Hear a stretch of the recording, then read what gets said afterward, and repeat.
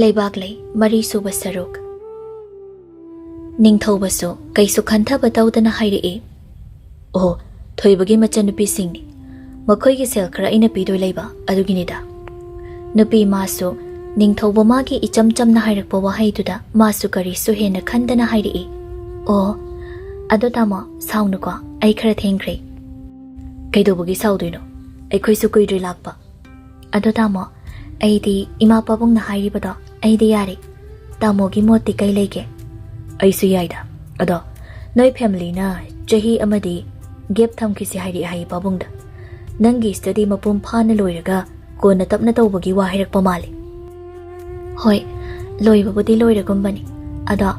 6 months muki chennai da exam amagi chattoi leiba adugini oh phaida nangi study do mapung phana tamthabanaso ꯑꯩꯈꯣꯏꯒꯤ ꯄꯨꯟꯁꯤꯗ ꯂꯨꯍꯣꯡꯕ ꯍꯥꯏꯕ ꯊꯧꯔꯝꯁꯦ ꯑꯗꯨꯝ ꯇꯧꯗꯣꯏ ꯂꯩꯔꯕ ꯊꯧꯔꯝꯅꯤ ꯉꯝꯃꯤꯕ ꯃꯈꯩ ꯅꯣꯂꯦꯖ ꯍꯥꯏꯕꯁꯤꯗꯤ ꯇꯥꯟꯁꯤꯟꯒꯗꯕꯅꯤ ꯍꯣꯏ ꯑꯗꯨꯕꯨꯗꯤ ꯆꯨꯝꯃꯤ ꯑꯗꯨꯗꯤ ꯀꯔꯝ ꯀꯥꯟꯗ ꯑꯃꯨꯛ ꯆꯪꯗꯣꯏꯕ ꯊꯥ ꯑꯃꯕꯨꯗꯤ ꯁꯤꯗ ꯂꯩꯈꯤꯅꯤ ꯑꯣ ꯑꯗꯨꯗꯤ ꯍꯟꯅꯕ ꯇꯧꯔꯁꯤꯔꯥ ꯑꯩꯁꯦ ꯑꯁꯣꯝꯗ ꯊꯕꯛ ꯈꯔꯁꯨ ꯂꯩꯍꯧꯕ ꯍꯣꯏ ꯌꯥꯏꯌꯦ ꯑꯗꯨꯗꯤ ꯑꯩ ꯆꯠꯂꯝꯃꯒꯦ ꯍꯣꯔꯦꯟ ꯄꯥꯎ ꯐꯥꯎꯅꯔꯁꯦ ꯑꯗꯨꯗꯤ ꯍꯣꯏ ꯍꯥꯏꯔꯒ ꯂꯩꯁꯅꯥꯁꯨ ꯆꯠꯈꯤꯔꯝꯃꯤ ꯊꯣꯏꯕ ꯂꯩꯁꯅꯥ ꯍꯦꯛ ꯆꯠꯈꯤꯕꯒ ꯅꯤꯡꯊꯧꯕꯒꯤ ꯃꯅꯥꯛꯇ ꯐꯠ ꯆꯪꯁꯤꯜꯂꯛꯏ ꯑꯗꯨꯒ ꯍꯥꯏꯔꯛꯏ ꯀꯩꯅꯣꯕ ꯅꯪꯅ ꯇꯧꯔꯤꯗꯨꯕꯣ ꯑꯩꯅ ꯀꯩꯗꯧꯔꯒꯦ ꯅꯪꯅ ꯃꯤ ꯅꯨꯄꯤꯁꯤꯒꯤ ꯃꯃꯥꯡꯗ ꯂꯩꯕꯥꯛꯂꯩꯒꯤ ꯋꯥꯒ ꯄꯜꯂꯛꯏꯗꯨꯕꯨ ꯅꯪꯒꯤ ꯀꯣꯛꯇꯨꯕꯨ ꯀꯩꯗꯧꯔꯒꯦꯕ ꯑꯗꯨ ꯀꯩꯗꯧꯔꯒꯦ ꯑꯗꯨꯗ ꯀꯩ ꯑꯁꯣꯏꯕ ꯌꯥꯎꯒꯦ ꯑꯗꯨ ꯀꯩꯗꯧꯔꯒꯦ ꯃꯤ ꯅꯨꯄꯤꯗꯨ ꯏꯀꯥꯏꯔꯝꯃꯣꯏꯗ꯭ꯔꯕ ꯀꯩꯒꯤ ꯏꯀꯥꯏꯗꯣꯏꯕ ꯑꯩꯅ ꯍꯥꯏꯕꯗꯨꯗ ꯀꯩ ꯑꯁꯣꯏꯕ ꯑꯔꯥꯟꯕ ꯌꯥꯎꯗꯅ ꯅꯨꯄꯥ ꯅꯨꯄꯤ ꯎꯅꯕ ꯃꯇꯝꯗ ꯀꯅꯥꯅ ꯑꯇꯣꯞꯄ ꯅꯨꯄꯥ ꯅꯨꯄꯤꯒꯤ ꯋꯥꯔꯤ ꯄꯨꯁꯤꯟꯅꯒꯦꯕ ꯃꯤꯁꯨ ꯀꯝꯄꯅꯤꯒꯤ ꯃꯄꯨꯒ ꯎꯅꯗꯨꯅ ꯋꯥꯔꯤ ꯅꯨꯡꯉꯥꯏꯕ ꯁꯥꯟꯅꯔꯨꯔꯅꯤꯅ ꯃꯌꯨꯝꯗꯒꯤ ꯀꯦꯟꯅ ꯅꯥꯅ ꯂꯥꯛꯆꯔꯤꯕꯅꯤ ꯑꯗꯨꯒ ꯅꯪꯅ ꯁꯤꯗ ꯀꯔꯥꯏꯗꯒꯤ ꯂꯥꯝꯃꯛꯏꯕ ꯋꯥꯈꯜꯅꯣꯕ ꯂꯩꯕꯥꯛꯂꯩ ꯀꯥꯏꯅ ꯄꯜꯂꯛꯏꯗꯨꯕꯨ ꯅꯨꯄꯤꯗꯨꯅ ꯀꯩꯅꯣꯕ ꯈꯜꯂꯝꯗꯣꯏꯁꯦ ꯅꯤꯡꯊꯧꯕ ꯈꯪꯅꯣꯛ ꯅꯣꯛꯊꯣꯔꯛꯇꯨꯅ ꯑꯣ ꯅꯪꯅ ꯉꯁꯥꯏꯗꯒꯤ ꯉꯥꯡꯉꯤ ꯃꯌꯥꯝꯁꯤꯗꯤ ꯑꯗꯨꯒꯤ ꯑꯣꯏꯔꯦ ꯑꯗꯨꯒꯤꯗꯤ ꯀꯩꯁꯨ ꯈꯜꯂꯝꯃꯣꯏꯗ ꯌꯥꯔꯤꯁꯦ ꯀꯥꯟꯗꯦ ꯃꯇꯝꯁꯤꯁꯨ ꯊꯦꯡꯉꯤ ꯍꯥꯏꯔꯒ ꯅꯤꯡꯊꯧꯕ ꯃꯥꯒꯤ ꯒꯥꯔꯤꯗꯒꯤ ꯕꯦꯒ ꯄꯨꯊꯣꯔꯛꯏ ꯁꯦ ꯂꯥꯛ 10ꯅꯤ ꯊꯣꯏꯕ ꯄꯩꯁꯥꯒꯤ ꯃꯁꯤꯡ ꯑꯗꯨ ꯇꯥꯕꯗ ꯉꯛꯅ ꯅꯤꯡꯊꯧꯕꯗ ꯌꯦꯡꯂꯗꯨꯅ ꯀꯩꯅꯣ ꯑꯁꯨꯛ ꯌꯥꯝꯕ ꯁꯦꯜꯁꯤꯡꯁꯤꯗꯤ ꯐꯥꯝ ꯑꯃ ꯂꯩꯕꯗ ꯌꯥꯝꯂꯕꯗ ꯂꯨꯄꯥ ꯂꯥꯛ 2-3 ꯃꯉꯥꯏꯔꯤ ꯑꯗꯨꯗꯒꯤ ꯈꯔ ꯆꯥꯎꯕ ꯂꯩꯔꯕꯁꯨ ꯂꯥꯛ 5ꯗꯒꯤ ꯍꯦꯜꯂꯣꯏ ꯑꯩꯁꯨ ꯈꯪꯉꯤ ꯀꯩꯗꯧꯔꯒꯦ ꯐꯥꯝꯗꯨ ꯂꯩꯔꯒ ꯂꯣꯏꯔꯕꯣ ꯐꯥꯝꯗꯨꯗ ꯊꯥꯗꯒꯗꯕ ꯉꯥ ꯑꯗꯨꯗꯒꯤ ꯉꯥꯗꯨꯁꯨ ꯊꯥꯗꯔꯦꯅ ꯍꯦꯛꯇ ꯂꯣꯏꯒꯗ꯭ꯔꯕ ꯉꯥꯗꯨ ꯆꯥꯎꯅꯕ ꯃꯆꯤꯟꯖꯥꯛꯁꯨ ꯂꯩꯗꯕ ꯌꯥꯔꯣꯏ ꯑꯗꯨꯒ ꯃꯔꯨ ꯑꯣꯏꯅ ꯏꯁꯤꯡ ꯈꯔꯁꯨ ꯆꯤꯡꯗꯕ ꯌꯥꯔꯣꯏ ꯊꯣꯏꯕꯁꯨ ꯅꯤꯡꯊꯧꯕꯒꯤ ꯋꯥꯗꯨꯗ ꯃꯥꯁꯨ ꯋꯥ ꯉꯥꯡꯐꯝ ꯈꯪꯗ ꯍꯣꯏ ꯆꯨꯝꯃꯦ ꯑꯩꯈꯣꯏ ꯕꯣꯁꯅ ꯍꯥꯏꯕꯗ ꯂꯥꯟꯕꯕꯨ ꯌꯥꯎꯒꯗ꯭ꯔꯣ ꯑꯗꯣ ꯁꯦꯜꯁꯤꯡꯁꯤ ꯃꯥꯃꯒ ꯂꯩꯕꯥꯛꯂꯩꯒꯅ ꯎꯔꯗꯤ ꯃꯀꯣꯛꯇꯣ ꯃꯩꯒꯨꯝꯅ ꯁꯥꯔꯅꯤ ꯑꯗꯣ ꯉꯔꯥꯡꯗꯒꯤ ꯅꯪꯅ ꯄꯤꯔꯝꯂꯤꯕꯁꯤꯡꯗꯨꯒ ꯉꯁꯤꯒꯤꯁꯤꯒ ꯄꯨꯟꯅ ꯀꯣꯟꯅ ꯁꯤꯡꯉꯣꯅ ꯍꯥꯏꯗꯣꯏꯔꯕ ꯑꯩꯅ ꯀꯔꯥꯏꯗ ꯁꯤꯡꯉꯣꯒ ꯍꯥꯏꯈ꯭ꯔꯒꯦꯕ ꯃꯁꯤꯗꯤ ꯑꯩꯅ ꯉꯝꯕ ꯃꯇꯦꯡ ꯄꯥꯡꯕꯅꯤ ꯉꯔꯥꯡ ꯃꯣꯏꯒꯤ ꯏꯃꯨꯡꯗ ꯊꯣꯛꯂꯤꯕ ꯊꯧꯗꯣꯛꯇꯣ ꯌꯥꯝ ꯅꯨꯡꯉꯥꯏꯇꯕ ꯑꯗꯨꯒꯤꯅꯤ ꯌꯥꯔꯤꯁꯦ ꯑꯩ ꯉꯁꯤꯒꯤꯗꯤ ꯆꯠꯂꯔꯣꯏꯒꯦ ꯅꯪꯅ ꯃꯣꯏꯒꯤ ꯃꯥꯃꯗ ꯈꯔ ꯍꯥꯏꯔꯣ ꯍꯣꯏꯅꯦ ꯑꯗꯨꯕꯨꯗꯤ ꯍꯥꯏꯒꯦ ꯅꯪꯅ ꯇꯧꯔꯤꯁꯦ ꯑꯩꯈꯣꯏ ꯂꯩꯕꯥꯛꯂꯩꯅ ꯑꯃꯨꯛ ꯂꯥꯟꯅ ꯈꯟꯈ꯭ꯔꯗꯤ ꯀꯃꯥꯏꯅ ꯇꯧꯕ ꯃꯥꯅ ꯀꯔꯤꯒꯤ ꯂꯥꯟꯅ ꯈꯟꯗꯣꯏꯕ ꯌꯥꯔꯦꯀꯣ ꯅꯪꯒꯤ ꯊꯣꯛ ꯊꯥꯛꯇꯨ ꯇꯧꯔꯛꯑꯅꯨ ꯊꯦꯡꯉꯦ ꯑꯩ ꯉꯁꯤꯗꯤ ꯑꯩꯈꯣꯏ ꯑꯣꯐꯤꯁꯇ ꯀꯝꯄꯅꯤ ꯈꯔꯒꯤ ꯃꯤ ꯂꯥꯛꯀꯅꯤ ꯑꯗꯨꯅ ꯑꯩ ꯆꯠꯄ ꯌꯥꯔꯔꯣꯏ ꯅꯠꯇ꯭ꯔꯒ ꯅꯪꯁꯨ ꯍꯥꯏꯐꯦꯠ ꯌꯥꯎꯔꯝꯃꯣ ꯑꯗꯨꯒ ꯍꯜꯂꯣ ꯍꯣꯏ ꯑꯩꯈꯣꯏ ꯕꯣꯁꯅꯕꯨ ꯍꯥꯏꯔꯗꯤ ꯌꯥꯔꯦ ꯑꯩꯈꯣꯏꯗꯤ ꯌꯥꯔꯦ ꯂꯥꯛꯑꯣ ꯆꯠꯂꯁꯤ ꯅꯤꯡꯊꯧꯕ ꯃꯥꯒꯤ ꯈꯨꯗꯥꯡ ꯒꯥꯔꯤꯗꯨ ꯌꯦꯡꯗꯨꯅ ꯑꯃꯨꯛ ꯍꯥꯏꯔꯛꯏ ꯄꯨꯡꯁꯨ ꯇꯥꯗꯧꯔꯦ ꯍꯥꯏꯔꯒ ꯃꯈꯣꯏ ꯑꯅꯤ ꯄꯨꯟꯅ ꯆꯠꯈꯤ ꯁꯣꯝꯗꯅ ꯂꯩꯕꯥꯛꯂꯩ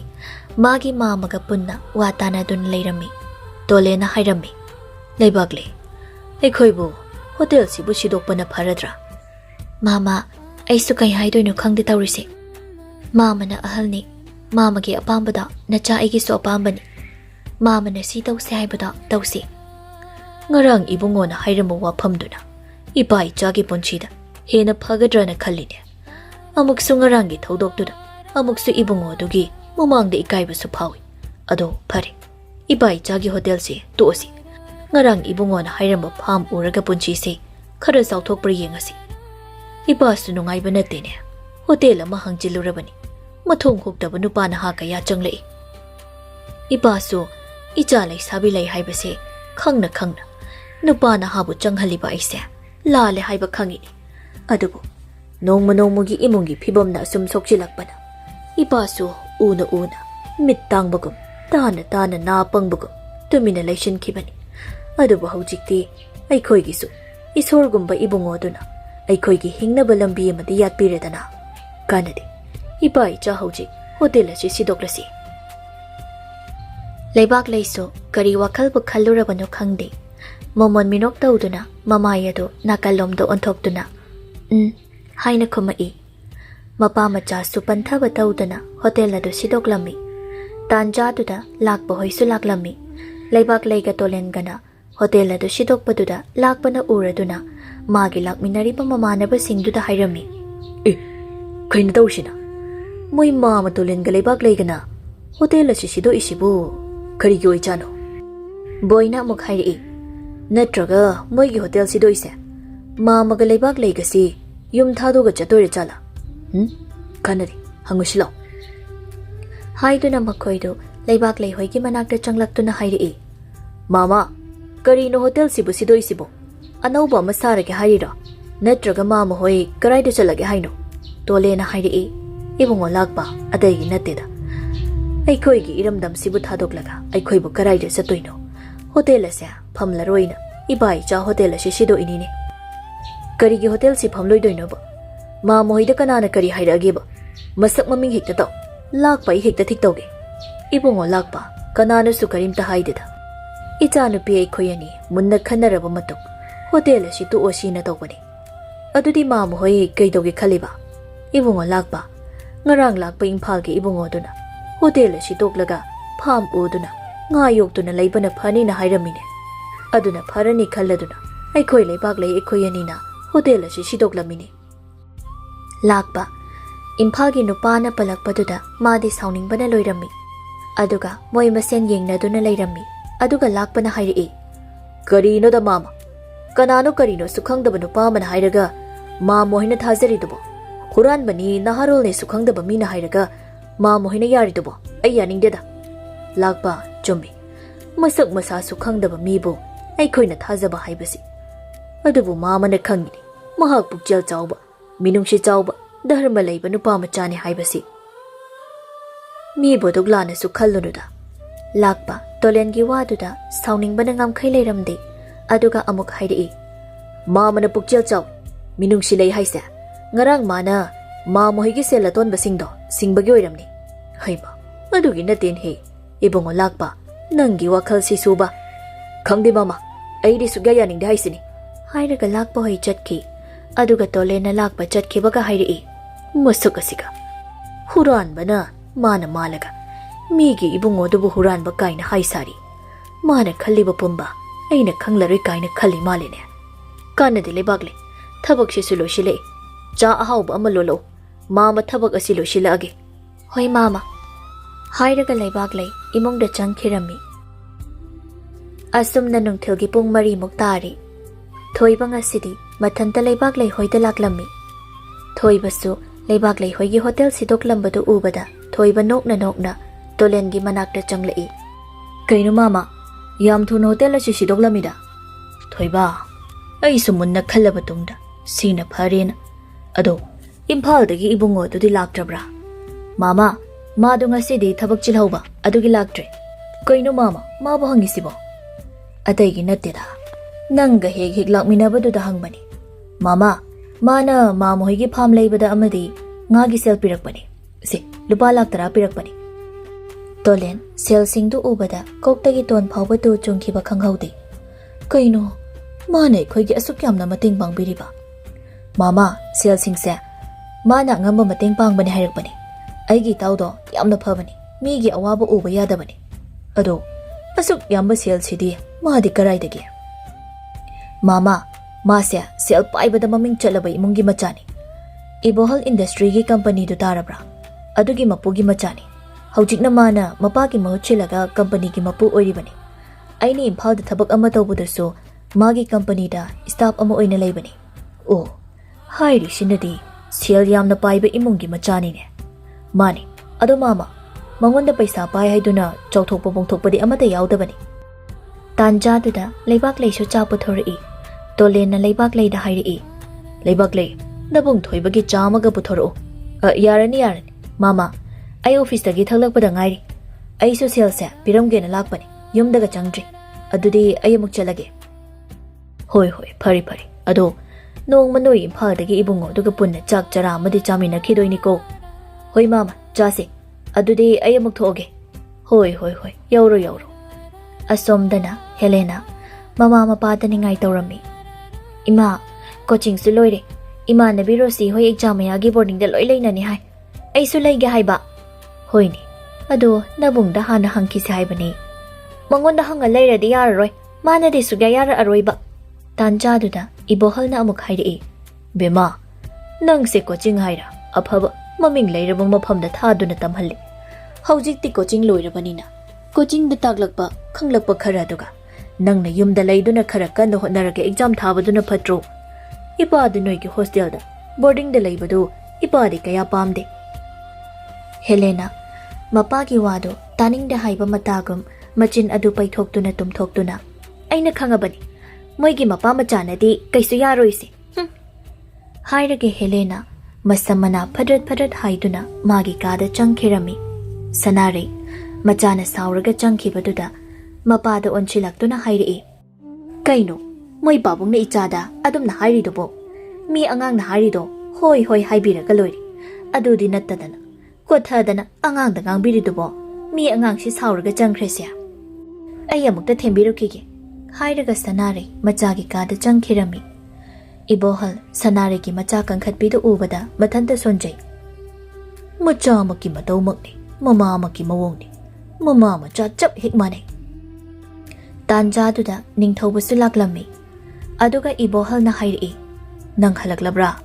ꯍꯣꯏ ꯄꯥꯕꯨꯡ ꯑꯇꯩ ꯂꯥꯏꯔꯤ ꯅꯨꯄꯤ ꯃꯆꯥꯗꯨ ꯀꯝꯗꯧꯏ ꯃꯕꯨꯛ ꯃꯄꯥꯎ ꯐꯔꯝꯅꯤꯗ ꯃꯄꯥꯁꯨ ꯑꯩꯒ ꯄꯤꯁꯛ ꯄꯤꯛꯂꯤꯉꯩꯗꯒꯤ ꯏꯒꯨꯜ ꯃꯒꯨꯜ ꯈꯪꯅꯗꯨꯅ ꯇꯤꯟꯅꯔꯛꯄꯅꯤ ꯅꯤꯡꯊꯧꯕ ꯅꯨꯄꯤꯗꯨꯒꯤ ꯋꯥ ꯍꯧꯗꯣꯔꯛꯄꯗꯨ ꯃꯥꯗꯤ ꯇꯥꯅꯤꯡꯂꯝꯗꯦ ꯑꯗꯨꯕꯨ ꯃꯄꯥꯒꯤ ꯏꯟꯇꯔꯦꯁꯇ ꯇꯥꯗꯕ ꯌꯥꯗꯕꯒꯤ ꯑꯗꯨꯛ ꯇꯥꯔꯤꯕ ꯍꯥꯏꯕꯗꯨꯅꯤ ꯑꯗꯨꯒ ꯈꯨꯝꯃꯛꯏ ꯍꯣꯏ ꯄꯥꯕꯨꯡ ꯐꯔꯦ ꯆꯪꯉꯣ ꯍꯣꯔꯦꯟ ꯐꯖꯅ ꯋꯥꯔꯤ ꯁꯥꯟꯅꯔꯁꯤ ꯍꯣꯏ ꯄꯥꯕꯨꯡ ꯍꯥꯏꯔꯒ ꯅꯤꯡꯊꯧꯕ ꯈꯣꯡꯂꯩ ꯊꯨꯅ ꯃꯥꯒꯤ ꯀꯥꯗ ꯆꯪꯈꯤꯔꯝꯃꯤ ꯑꯁꯨꯝꯅ ꯅꯨꯃꯤꯠ ꯇꯥꯁꯤꯟꯈꯤꯕꯁꯨ ꯈꯪꯍꯧꯗꯦ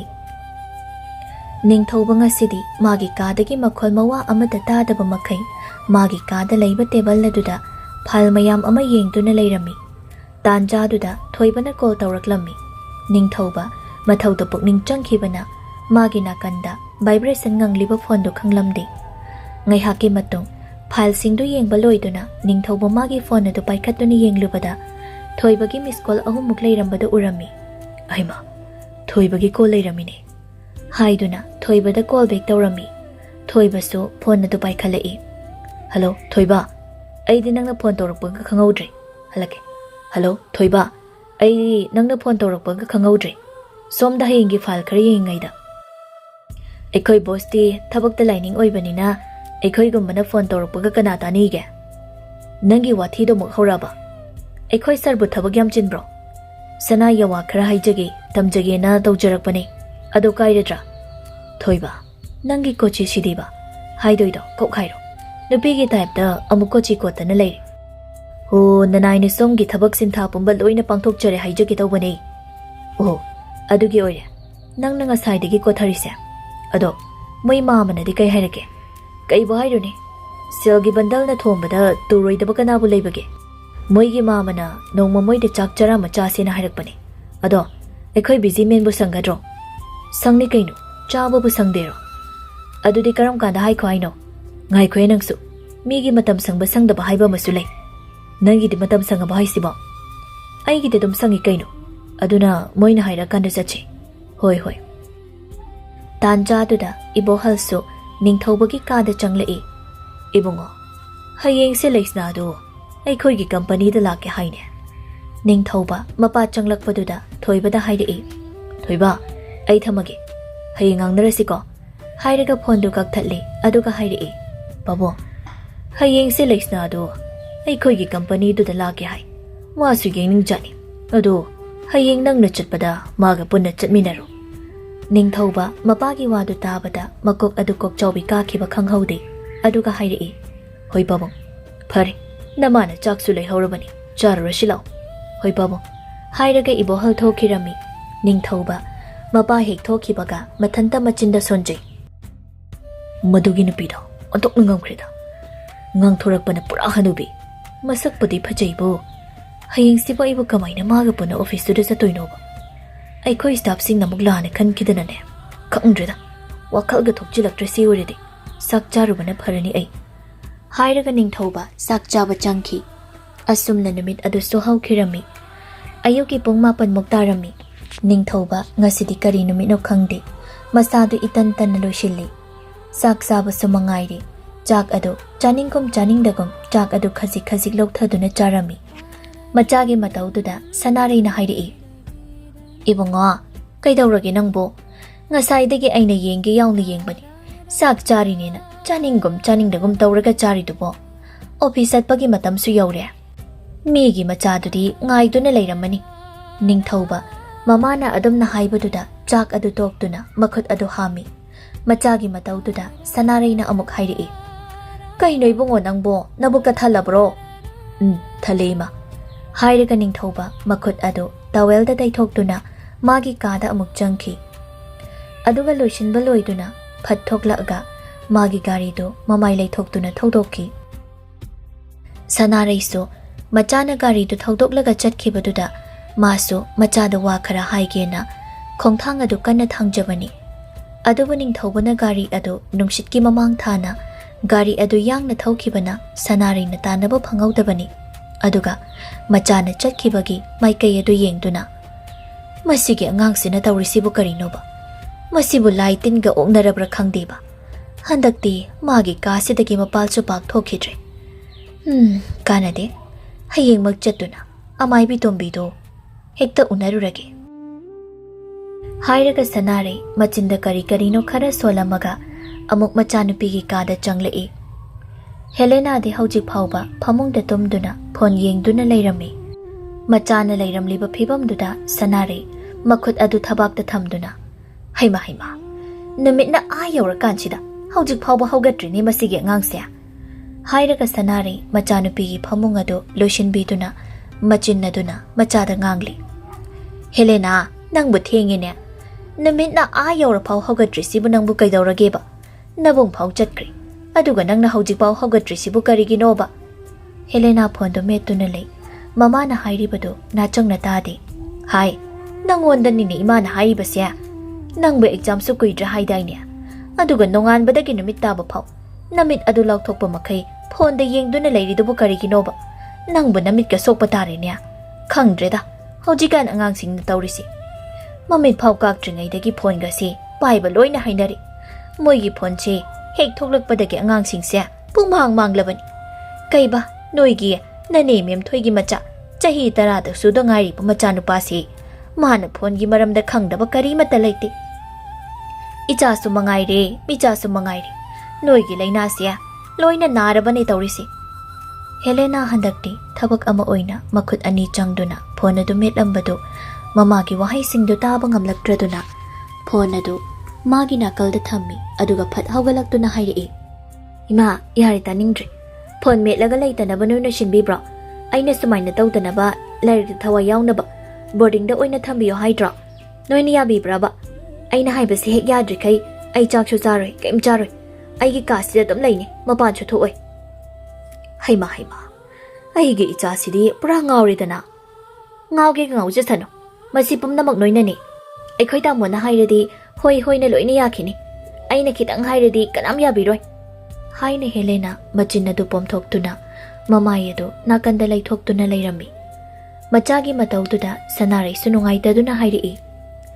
kaigi ichana haiba yaroi dawrino horin imanya noi pabungda phajana haigi noi damoda so haigi mamagi wahaidu tabada mamai mamit chuktoktuna leirambe Helena asa ama lakpagumna mamada amuk onchilaktuna ima asengba haibiyo ko aisu ima hoina haiba khuding loi yageba hoi ima haigi ado numitcho ayawre hoganaba tawro ima jaksu loirabani hoi ima ado ai hogalageba ado ꯇꯥꯃꯣꯒ ꯄꯥꯕꯨꯡꯒꯗ ꯌꯥꯅꯕꯗꯤ ꯍꯥꯏꯕꯤꯌꯨꯀꯣ ꯍꯣꯏ ꯍꯣꯏ ꯍꯣꯏ ꯏꯃꯥꯅ ꯍꯥꯏꯗꯣꯏ ꯆꯠꯂꯣ ꯆꯠꯂꯣ ꯕ꯭ꯔꯁꯀ ꯇꯧꯊꯣꯛꯎꯔꯣ ꯊꯦꯡꯉꯤ ꯍꯣꯏ ꯏꯃꯥ ꯍꯥꯏꯗꯨꯅ ꯍꯦꯂꯦꯅ ꯃꯃꯥꯅ ꯍꯥꯏꯕꯗꯨꯗ ꯍꯔꯥꯎꯅ ꯍꯧꯒꯠꯂꯤ ꯏꯃꯥ ꯍꯣꯔꯦꯟ ꯄꯥꯕꯨꯡꯍꯣꯏꯗ ꯌꯥꯅꯕ ꯁꯣꯏꯗꯅ ꯍꯥꯏꯕꯤꯌꯨꯀꯣ ꯍꯣꯏ ꯃꯤ ꯍꯥꯏꯒꯦꯕ ꯍꯥꯏꯔꯒ ꯍꯦꯂꯦꯅ ꯍꯔꯥꯎꯅ ꯊꯣꯛꯈꯤꯔꯝꯃꯤ ꯁꯅꯥꯔꯩ ꯃꯆꯥꯒꯤ ꯏꯉꯥꯎ ꯉꯥꯎꯖꯕ ꯃꯇꯧꯗꯨꯗ ꯃꯊꯟꯇ ꯑꯃꯨꯛ ꯁꯣꯟꯖꯩ ꯃꯁꯤꯅ ꯀꯔꯣꯝ ꯊꯣꯛꯀꯗꯕꯅꯣ ꯈꯪꯗꯦ ꯃꯉꯥꯎ ꯊꯤꯈꯤꯕꯅ ꯁꯣꯝꯗꯅ ꯅꯤꯡꯊꯧꯕ ꯂꯩꯁꯅꯥꯕꯨ ꯂꯧꯔꯨꯗꯨꯅ ꯃꯈꯣꯏ ꯑꯅꯤ ꯄꯨꯟꯅ ꯑꯣꯐꯤꯁꯇ ꯄꯨꯟꯅ ꯂꯥꯛꯃꯤꯟꯅꯩ ꯂꯩꯁꯅꯥꯗꯤ ꯅꯤꯡꯊꯧꯕꯒꯤ ꯑꯣꯐꯤꯁꯇ ꯃꯥꯒ ꯄꯨꯟꯅ ꯂꯥꯛꯃꯤꯟꯅꯕꯗꯨꯗ ꯍꯔꯥꯎꯖꯔꯝꯃꯤ ꯑꯗꯨꯕꯨ ꯅꯤꯡꯊꯧꯕꯗꯤ ꯃꯗꯨꯒꯤ ꯅꯨꯡꯉꯥꯏꯕ ꯁꯛꯇꯝꯗꯨ ꯎꯕ ꯐꯪꯈꯤꯗꯦ ꯊꯣꯏꯕꯁꯨ ꯍꯥꯟꯅꯒꯤ ꯃꯇꯧꯒꯨꯝ ꯅꯤꯡꯊꯧꯕ ꯂꯥꯛꯄ ꯉꯥꯏꯔꯝꯃꯤ ꯊꯣꯏꯕ ꯅꯤꯡꯊꯧꯕꯒꯤ ꯅꯥꯀꯜꯗ ꯐꯝꯂꯤꯕ ꯅꯨꯄꯤꯗꯨ ꯎꯔꯛꯏ ꯊꯣꯏꯕ ꯅꯨꯄꯤꯗꯨ ꯎꯕꯗ ꯏꯉꯛ ꯉꯛꯄ ꯍꯥꯏꯕꯗꯨ ꯑꯣꯏꯔꯝꯃꯤ ꯅꯤꯡꯊꯧꯕꯗꯨ ꯊꯣꯏꯕꯒꯤ ꯃꯤꯠꯌꯦꯡ ꯃꯑꯣꯡ ꯃꯇꯧꯗꯨ ꯈꯪꯂꯝꯃꯤ ꯊꯣꯏꯕꯅ ꯈꯜꯂꯤꯕ ꯋꯥꯈꯜꯗꯨ ꯑꯗꯨꯒ ꯑꯅꯤꯗꯨ ꯆꯪꯃꯤꯟꯅꯔꯛꯏ ꯅꯤꯡꯊꯧꯕ ꯊꯣꯏꯕꯗ ꯍꯥꯏꯔꯝꯃꯤ ꯌꯥꯔꯦ ꯃꯄꯥꯜꯗ ꯃꯪꯗꯨꯅ ꯂꯩꯔꯅꯨ ꯍꯥꯏꯔꯒ ꯅꯤꯡꯊꯧꯕ ꯂꯩꯁꯅꯥ ꯆꯪꯈꯤ ꯂꯩꯁꯅꯥꯁꯨ ꯅꯤꯡꯊꯧꯕꯒꯤ ꯅꯨꯄꯤꯗ ꯅꯨꯄꯤ ꯑꯣꯏꯔꯗꯧꯅ ꯑꯣꯐꯤꯁꯇꯨꯒꯤ ꯃꯅꯨꯡꯗ ꯃꯀꯣꯛ ꯑꯗꯨ ꯊꯥꯡꯒꯠꯇꯨꯅ ꯆꯠꯂꯤ ꯂꯩꯁꯅꯥ ꯌꯥꯎꯔꯛꯄꯗꯨꯗ ꯃꯐꯝꯗꯨꯗ ꯂꯩꯔꯤꯕ ꯏꯁꯇꯥꯐꯁꯤꯡꯗꯨ ꯏꯉꯛ ꯉꯛꯅ ꯌꯦꯡꯅꯗꯨꯅ ꯃꯈꯣꯏ ꯃꯁꯦꯟ ꯑꯣꯟꯁꯤꯟꯅꯗꯨꯅ ꯃꯁꯥ ꯃꯁꯥꯒꯤ ꯑꯣꯏꯕ ꯃꯣꯠ ꯐꯣꯡꯗꯣꯛꯅꯗꯨꯅ ꯋꯥꯔꯤ ꯀꯌꯥ ꯁꯥꯟꯅꯔꯝꯃꯤ ꯂꯨꯁꯤꯅ ꯍꯥꯏꯔꯛꯏ ꯑꯁꯤꯒꯤ ꯅꯨꯄꯤꯁꯦ ꯑꯣꯏꯔ ꯃꯥꯜꯂꯦ ꯑꯩꯈꯣꯏ ꯕꯣꯁꯀꯤ ꯏꯪꯒꯦꯖ ꯇꯧꯕ ꯅꯨꯄꯤ ꯍꯥꯏꯕꯗꯨ ꯅꯥꯀꯟꯗꯒꯤ ꯁꯤꯅꯤꯌꯔ ꯑꯣꯏꯔꯕꯤ ꯃꯤꯌꯥꯏ ꯆꯜꯂꯕꯤ ꯀꯨꯆꯨ ꯉꯧꯕꯤ ꯃꯧ ꯅꯍꯥ ꯑꯃꯅ ꯑꯃꯨꯛ ꯍꯥꯏꯔꯛꯏ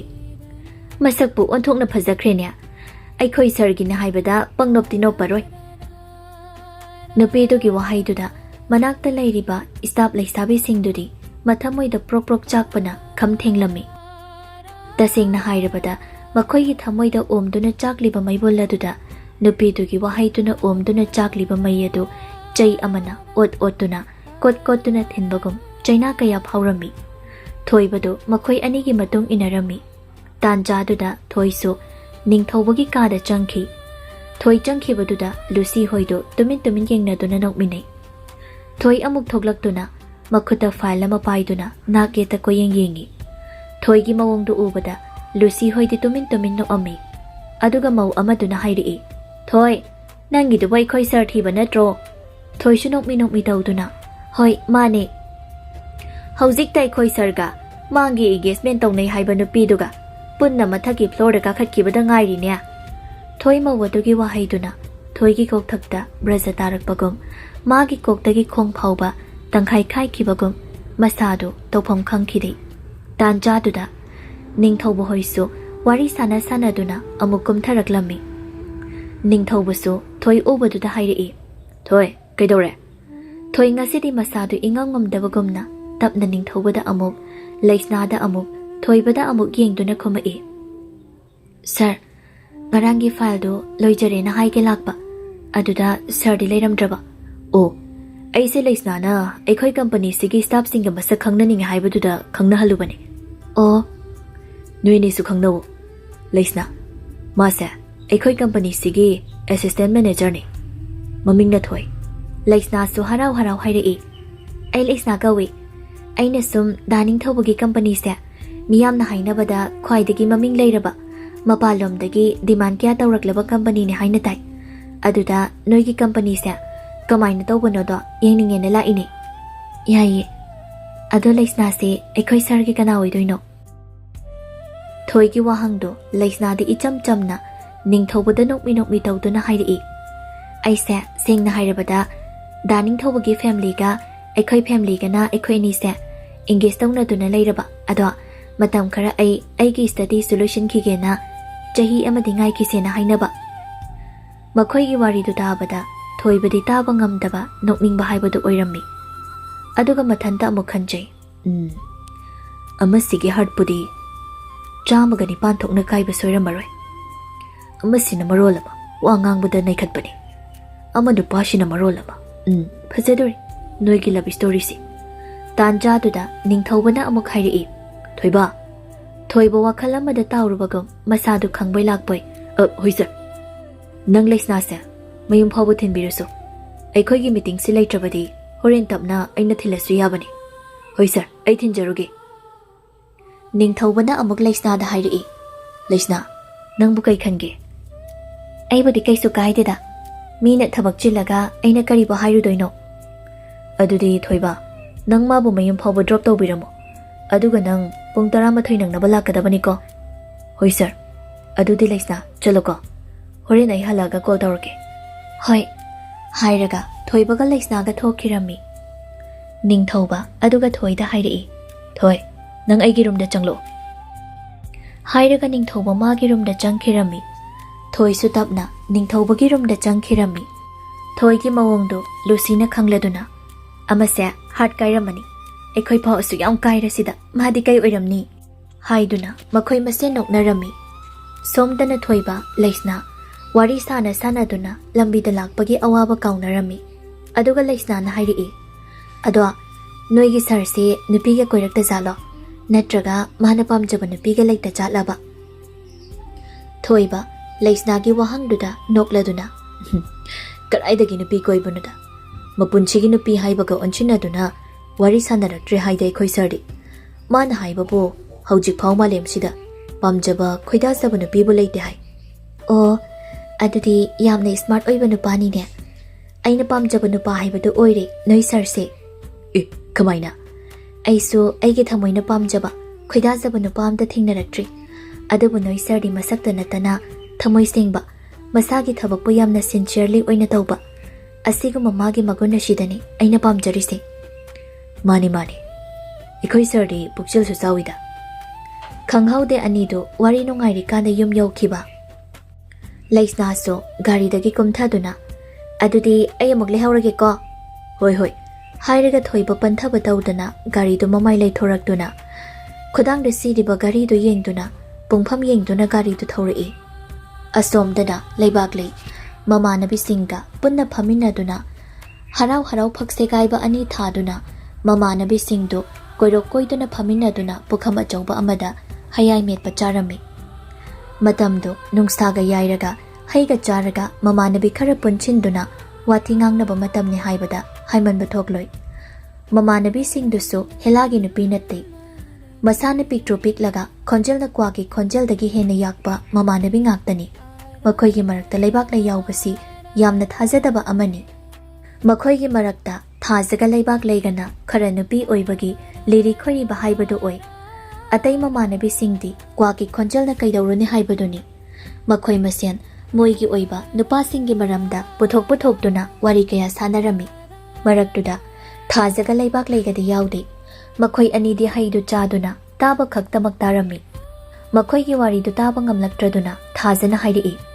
Kaino noigi wari du ba? Nupagi wari natradi noigi wari gamta leichadraba ba? Kaino khangdeba? Ataba ikhoina kongse I tariba. Makhoi maraktagi wa chabeng ngangbi thoino na hairi. Nakong du I taradi lesing menjilo. Mina nupa ko shilo de yadi. Aduga ikhoina nupagi wari sanacharaga chaktana nakong si I tari kaina. Noigi wari duda aikoi nupa gamta koi janingdre. Is noi angang wari tawrini. Nupa koi rakanda khangni noi. Leibaklei noi anina nupa ga koi khraga tawdoise. Khara ga aikoi ga punche na kauthokduna chatlibase. Matam khara leiradi ai thokla aroi talli aikoi dana yadi kaina haidoribanine. Haina wawa noi. Aduga nupi amana muk Leibaklei da onchilaktuna hairi. Atai lari ngasaidagi monghada tumina aikhoigi wari taraga momon tawtuna leiribase yengone Leibaklei. Leibaklei di kaim khangjadabi ipangpangjaduna leibagum lei. Aduga amuk nupiduna hairiba wado karino haiba khangdabagum hairi. Kaino noina hariduba? Khangjare tumina leiba haudongna chapunga mido aduni. Kaino noina hariduba? Ai gyan gamda tadre. Mi singse masa masagi yauragladi pangshile haibaduni. Impaldagi nap lauba sakhen bapa khangna aikhoi ita ibema Leibaklei gi thamoi huge haina tawbado adugi wari ne. Is noishu aidi adei karigi wanu khaluri adumaini khanjanuko mi aise mana pokmina bamachal makni khanbani aina sumabu ibong makni khalibani khangjare ibong ne su khangjare ado nupa du bula aroidraba khangdiye lakpadi yai mana aikhoi hotel phambase phamanu phama ma tawraga leinaba aikhoi mamada hairambani ado ta thoibada aikhoi mamana aikhoi swaidadi phamgumbase kaya leina dena atopa mafamdagi lainaba hainabani ado khangde Is yadiko midi hotel ka phamande ko adu Leibaklei yaksang su kuidre aikhoi lamsida koirau hayudana aikhoi mayam ga su chakhangna bo oina Leibaklei ikaina tallida migi imphal machaduna aikhoi lamsida lakningoi kari gi lakningoi doriba migi pakhang leisabi gi koibum langbam hairagadi moirangi sendra hainaribani thajana amuk Leibaklei noi halake Leibaklei noi gi lai tharoi ahan bai done mais ahan bai halake ko Leibaklei noi gi lai tharoi ahan ba man ba iroi luwa bu du di laklibra hotel phamdreso marak talai ado hanikum na di laktre madugi no pado idea am hainadi gunda na sariba tanja duda tolen imung da potharam badagi makhoi gi khonjal sing du taba nga maktraba mali maring banda khudai ama yala duna thoklai Leibaklei korino noina duklangi do bo mama thoi bo hoi da chalu khige hoi mama hairaga tolen thokhirami thengi haina mama nabi sing duga punna chairi ba sing du loishilami somdana Ningthoujam hoisu meeting loiduna thoibaga punna thokminari thoibana hairi sir ai singa saidagi karino mahaige na doba ado ngasaidagi tanjasi iphangek phangdaba kariwana haidoi already sasat hairodana adai na teda Leibaklei hoi mamana ikoi adai dadi phamgumbase kaya leite hairiba aduda ikoina mukti yengbirakera haibani o adugi oire di ai horen imana bohoida khara ngake natraga ikoi babung da songi phangdragana haying mak ikoi ni mak chatlaga yengminaru dabani dana hoi ado haying sibu yagadro ikoi ni jathokpa holiday su leiba nate yanida adugidi ai yana ba adjust tawgi handakti karino Leibaklei hoigi matenga khakbang pangninga isina nasase engagement tawrabo nupane haibisi kawbo maliko kaino nang na haridubo Leibaklei dia igi chalgumbani mina taraga aibo phari ngasigidi thengi nangsu hanaba tawro ai horen pawdo hairage hoi hairaga ani do hana khirami somdana nungsirega machanupi leisnaga wari sanarami moigi company do moi daibangone hek pairakpadagi hauna maming leiraba company gi mapu kayana sakhangna tuna laklabani ado nangbo yoksang nongan baga chatlage haibro hoima imanabi kharadi haying morning da changnarani hai aduda aidi yoksang loriga changage tawba phare ichagi wakhalna lepadi ado nang mapalda leiraga langphang tawba yaroi ko tawroi daima aibo asukoi ba chahi kaya se aigi maramda kari phataba paw tagene adubudi tadeda ichabu soihaningdabagi imana haibani ado nangsu lairik ngahak tawjar ima chak thongnaba tawrukhige hoima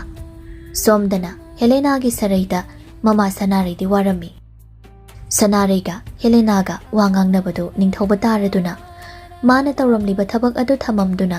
Henry gi halake mana tawramliba thabak adu thamamduna Helena gi kada changlai Helena mabung changlakpaduda tumina laikhirami ngasai makai haying khoi ngangbagum nganglambadu Ningthoujam changlakpada pumchik chekhi aduga Ningthoujam na tapna hairi ima mana nahandagi ningai tawribasi kari maramgino Sanarina machanupida amuk yenglaktuna haige tawi Helena mabung dutakina maru lukthani yengduna mamagi makhut adu paituna haigano haibagi matagum tawi makhoi anigi mawungduda Ningthoujam amuka suhangai ima aingonda singna muktayo mana pamlibadu karino Sanare haugalakuna hairi mana nahan mamanabi singa punna boarding da laige haibado adu yadabagi o adugi oire Helena tamo wahaige ngasi phawba babungna imana nangi kari awatpa lehali mi amana mangba haibase mit kuppada khangawdabani aduga mi amana phaba haibasidi matam yamna changi masi nangna khangadabani phari nangnabu namanabi singdagi mikok thongba ngamgani bo hairadi aigidi kaisu kaide ado ima hoina kari hairiba Helena na mamada yai hayo haiba matagam ingitawi Sanaraisu machagi michang changduna ima hoina bu kari hairuni mana aphaba mi bu oine hairadi chatlo haiba sinatana phari adudi imana su yarabani na isu yari aduge Helena nang ima baba hoina yai haiduna namanabi singa punduna langduna leithokpa yaroi ko nang angang macha natrabani nasana aphapata kanthaba ngamlabani Nang gyan tauko. Tanjaduna ibohalna dining room dagi Ningthoujam kauraklammi.